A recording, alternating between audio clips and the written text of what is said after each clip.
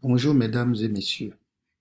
J'interviens ici dans le cadre des cours de préparation au concours professionnel 2023 au cycle de formation des ingénieurs des techniques sanitaires, option biologie médicale.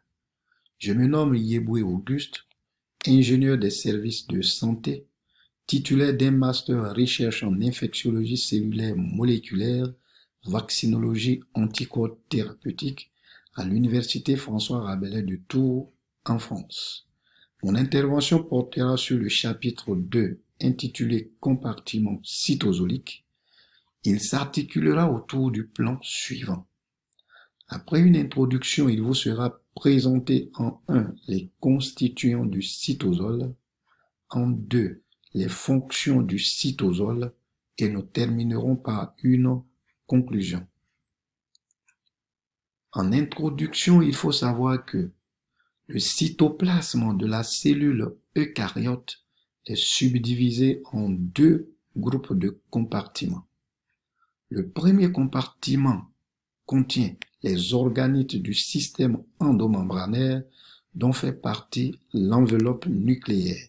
Et ces organites sont les réticulums endoplasmiques, l'appareil de Golgi, les lysosomes, etc., etc. En plus de ces organites, ce compartiment comprend les mitochondries et les peroxysomes. Le deuxième compartiment est constitué par le cytosol qui occupe le volume restant entre les organites que nous venons de citer. À titre d'exemple, portant sur la cellule du foie appelée hépatocyte, le cytosol représente 54% du volume total de cette cellule. Les différentes proportions des organites est présentée dans le tableau ci-après.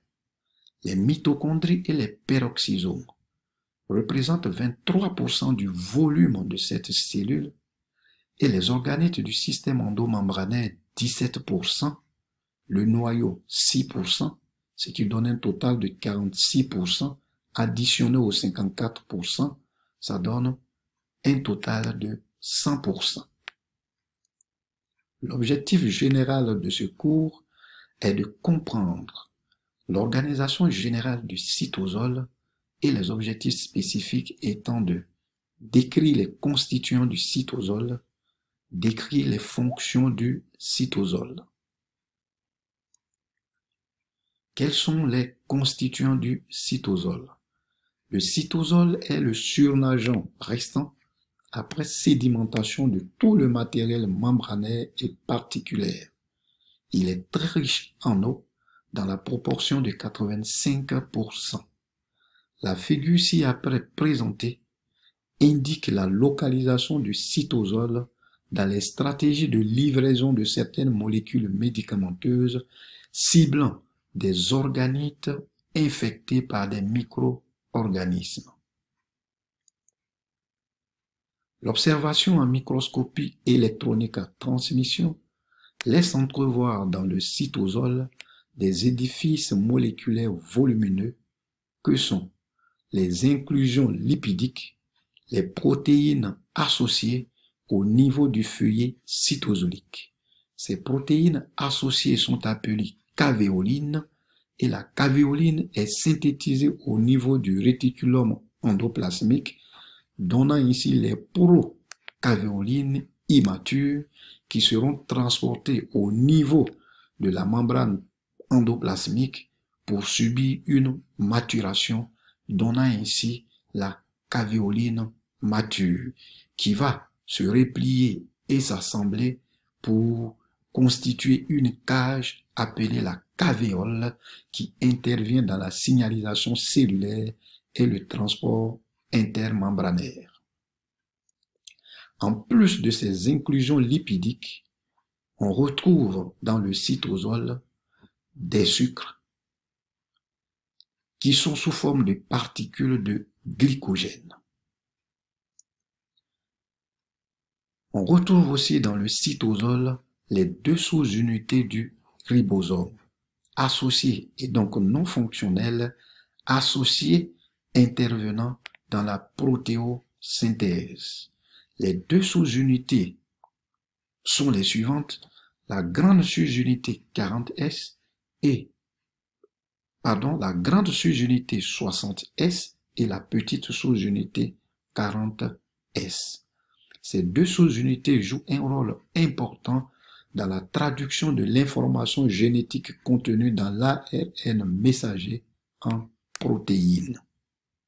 En effet, la petite sous-unité se lie à l'ARN messager au niveau d'un site appelé site de démarrage qui est le codon AUG indiquant la séquence codante. Un certain nombre de facteurs et l'ARNT vont se lier au niveau de la petite sous-unité et former le complexe d'initiation. La grande sous-unité se lie ainsi à la petite sous-unité et le ribosome parcourt l'ARN messager codon par codon. Chaque codon de l'ARN messager est reconnu par l'ARN de transfert qui porte l'anticodon complémentaire apportant l'acide aminé complémentaire. Et l'ARN de transfert se lie à l'acide aminé grâce à l'action des enzymes d'activation de l'ARN de transfert appelé aminoacyl ARNT synthétase. La grande sous-unité catalyse ainsi la formation des liaisons peptidiques entre les acides aminés, formant ainsi la chaîne polypeptidique. La terminaison de la traduction a lieu lorsque le ribosome rencontre un codon stop qui peut être UAA, UGA ou UAG. La grande sous-unité se fixe au niveau de l'ARN de transfert, bloquant ainsi l'activité enzymatique qui va permettre de décrocher l'ARN de transfert et l'ARN messager du ribosome, libérant ainsi la chaîne polypeptidique.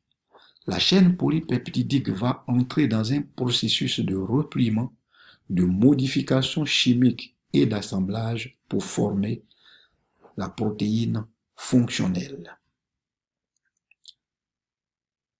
Le cytosol contient aussi des protéasomes qui sont constitués de nombreuses sous-unités protéiques organisées en une structure cylindrique creuse contenant des protéases appelées protéasomes qui représentent le site de dégradation des protéines.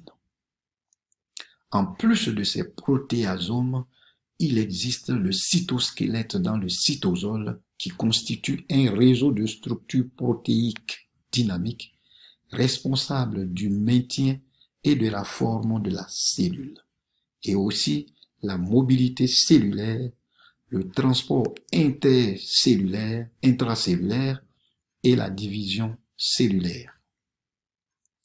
Ce cytosquelette comprend trois principaux types de filaments protéiques que sont les microfilaments d'actine, les microtubules, les filaments intermédiaires. Quelles sont les fonctions du cytosol? Le cytosol est le carrefour métabolique à l'interface avec les compartiments membranaires de la cellule. En effet, grâce aux milliers d'enzymes qu'il contient, le cytosol est le siège de nombreuses réactions chimiques dénommées sous le vocable de métabolisme, associant les voies de synthèse appelées anabolisme et les voies de dégradation appelées catabolisme. La première fonction du cytosol est le métabolisme du glucose, la glycolyse et la production d'énergie. Les voies de dégradation et de synthèse des glucides possèdent un carrefour commun et obligatoire qui est le glucose 6-phosphate. En effet, grâce aux réactions de phosphorylation du glucose par l'exokinase, ce glucose est transformé en glucose 6-phosphate, consommant ainsi une molécule d'ATP. Dans cette réaction, le réticulum endoplasmique y participe. Mais pourquoi et comment? En effet, la seule enzyme du métabolisme du glucose a son site actif qui se trouve dans le réticulum endoplasmique. Ainsi, le glucose 6-phosphate formé est transporté dans la lumière du réticulum endoplasmique par une perméase spécifique. Après l'action d'une enzyme appelée glucose 6-phosphatase, le phosphate et le glucose repassent dans le cytosol par l'intermédiaire de deux autres perméases spécifiques. Le glucose traverse la membrane plasmique par un autre transporteur spécifique, ainsi que le phosphate qui va jouer un rôle dans le processus cellulaire. La glycolyse a lieu entièrement dans le cytosol qui constitue ici un processus anaérobie. Plusieurs réactions en cascade vont donc se produire ainsi. Une molécule de glucose est dégradée pour donner deux molécules de glycéraldéhyde de phosphate, l'ensemble consommant deux molécules d'ATP. Ces deux molécules de glycéraldéhyde de phosphate sont transformées suite à de nombreuses réactions en deux molécules de pyruvate. 4 molécules d'ATP et 2 molécules de NADH sont donc générées au cours de cette transformation.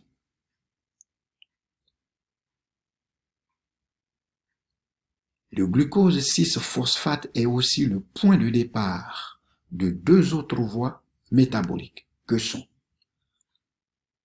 la voie des pentoses qui produit du NADPH, qui est une coenzyme source cellulaire donneur d'électrons utilisé dans le cytosol, et du ribose 5-phosphate qui est utilisé pour la synthèse des nucléosides, des nucléotides et des acides nucléiques. La deuxième voie est la synthèse du glycogène dans le cytosol par polymérisation du glucose 6-phosphate, qui est la forme particulière visible en microscopie électronique à transmission. Quel est le devenir du NADH cytosolique? En effet, le NADH ne traverse pas la membrane de la mitochondrie. Ce NADH reste dans le cytosol. Pour poursuivre dans la mitochondrie la chaîne respiratoire mitochondriale, le NADH cytosolique va donc céder ses électrons à deux navettes que sont la navette malate aspartate et la navette glycérol phosphate. Ainsi, lorsque le NADH cytosolique transmet ses électrons à la navette malate aspartate, ces électrons sont ensuite transmis au NADH matriciel pour entrer dans la voie de la chaîne mitochondriale qui est le complexe 1. L'électron transmis à la navette glycérol phosphate va céder ses électrons à la glycérol phosphate déshydrogénase qui va aussi transmettre ses électrons à l'ubiquinone qui est une coenzyme qui va ensuite aborder le complexe 6 entrant dans la chaîne respiratoire mitochondriale. Ces deux voies sont successivement utilisées dans les mitochondries des cellules du foie, du rein et des muscles squelettiques ainsi que au niveau des neurones